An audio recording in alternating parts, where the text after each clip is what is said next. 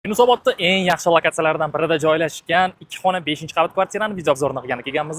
Joylashgan joyini tushuntiradigan bo'lsam, televizorimiz Shahriston chorrahasi, Shahriston metro shunda yonida joylashgan va domimizni o'zini ko'rinishi.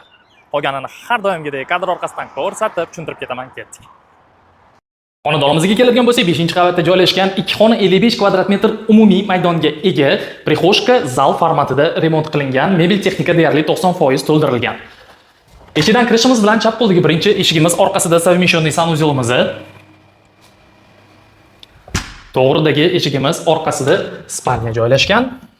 Spalnya garniturlarimiz ham to'liq o'rnatilgan, katta kravatlar bilan. O'ng qo'limizda prozrachniy, poluprozrachniy riflyoning hozir modada bo'layotgan shkaflardan o'rnatilgan va kichkinagina o'zini garderobnisi ham bor. Parda ortida panoramniy oyna. Xonamiz gluxoy emas. Undan keyingi eshigimiz orqasida kuxnyamiz joylashgan. Ko'rishingiz mumkin, kuxnyamiz ham keng, stol-stullarning joyi bor. Bu yerda ham panoramniy oynalar, kattagina двухконтурный котел bu tarafimizga shkafga o'rnatib bekitib qo'yilgan. Xonadonimiz holati, remontiga har doimgidek kommentariyda o'zingizlar baho berasizlar. E'tiboringiz uchun bo'lsa rahmat.